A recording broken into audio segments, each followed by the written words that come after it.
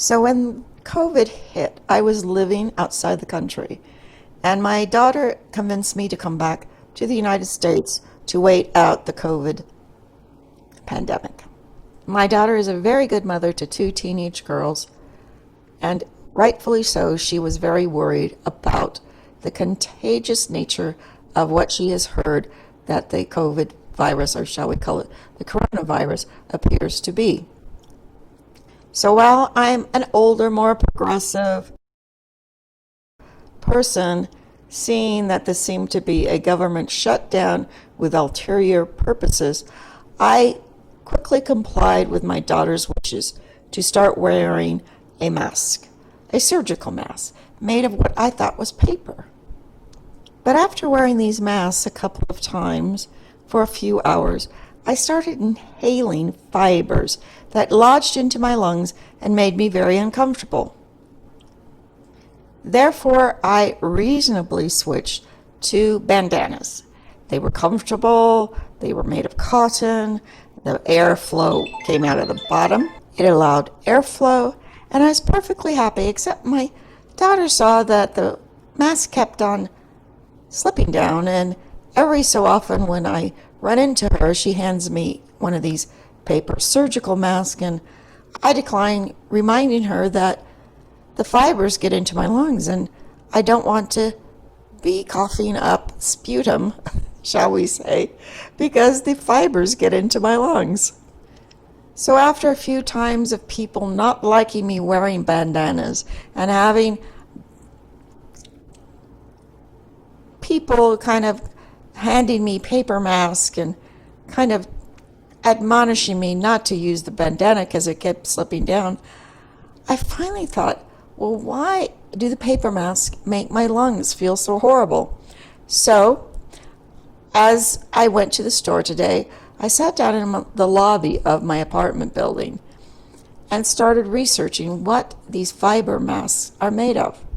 Well, it will really surprise you, and now I know why I instinctively changed from these fiber surgical masks to a more benign, kinder bandana and much more attractive looking bandana mask.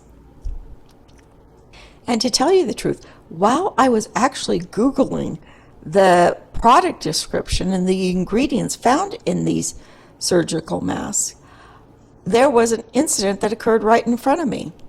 A young man came into the lobby and he tried to grab the elevator. And as he did, he was halted by the man in the elevator. All I could see was the woman with the paper mask, and I didn't see the gruff man who halted him and said, "Stop, you're not wearing a mask."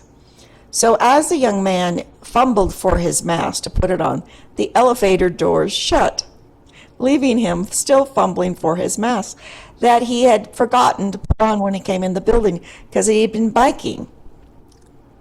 Well, as this event unfolded with a very uncivil, impolite man halting the young man from coming in the elevator because he wasn't wearing a mask, I was finding so many strange things about these masks that, frankly speaking, you are more at risk wearing a mask than you ever thought before. And one of them is you are breathing in micron particles of plastic that will lodge permanently in your lungs and eventually may cause permanent lung damage.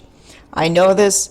I'm a workers' comp attorney. I've had plenty of clients who have had permanent lung damage from work situations in which they inhaled asbestos or fumes from auto painting.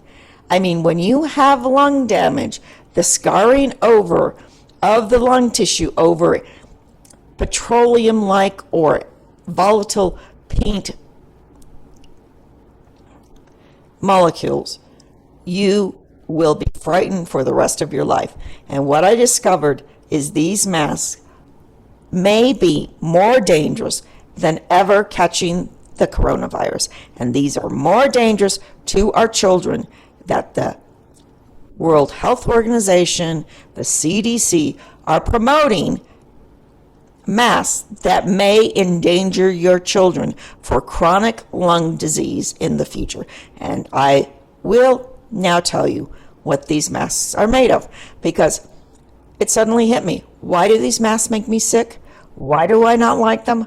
Well, your body is telling you something.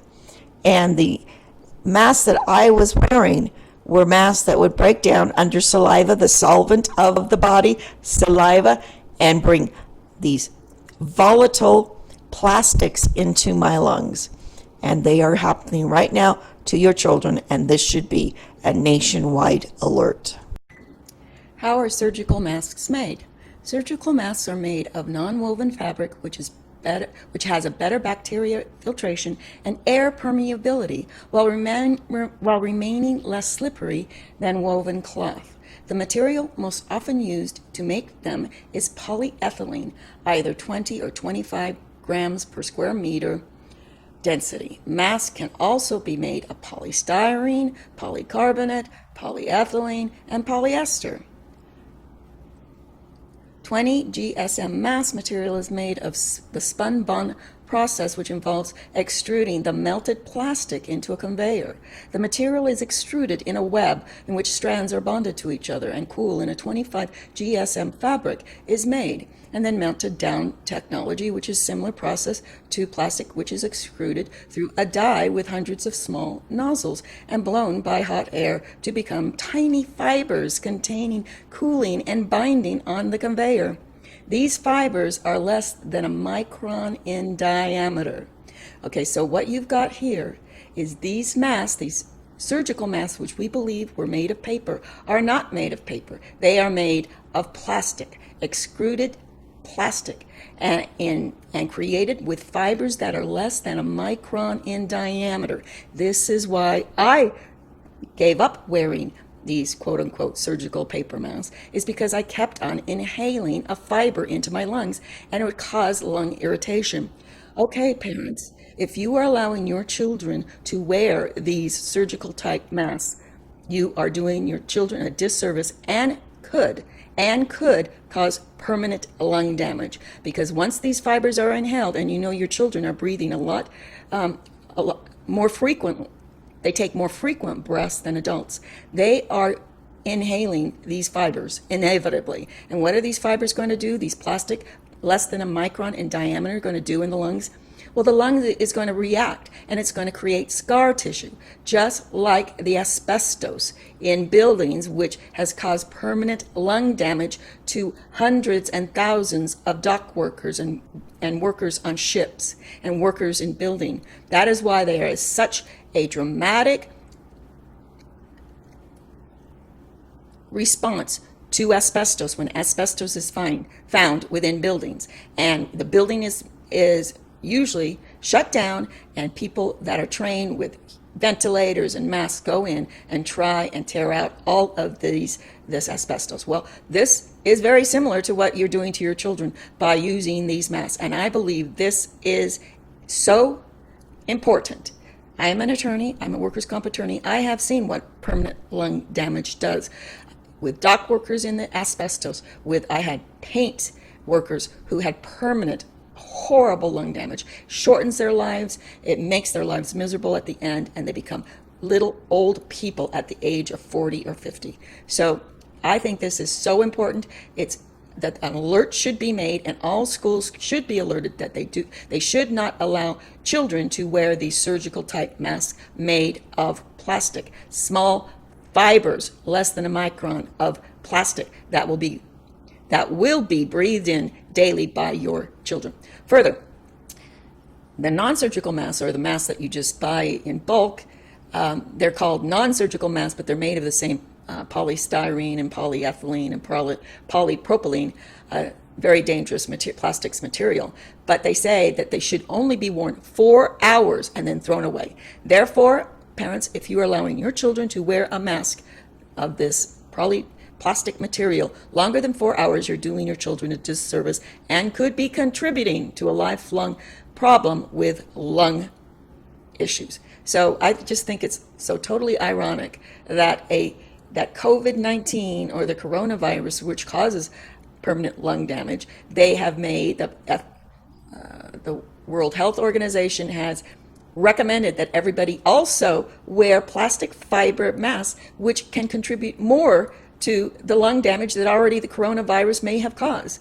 Therefore, I'm not saying this is intentional or unintentional, but I do believe there are some very smart people that would know this at the top. So I'm not going to point any fingers, but I only became aware of this because of my lung problems with these surgical masks. And now I think the schools should be alerted, all parents should be alerted. Masks should be made of natural fibers, 100% cotton, woven cotton, or 100% linen, or whatever natural material that can be breathed in and the body can absorb. These petroleum products cause permanent damage to the body, especially in the lungs.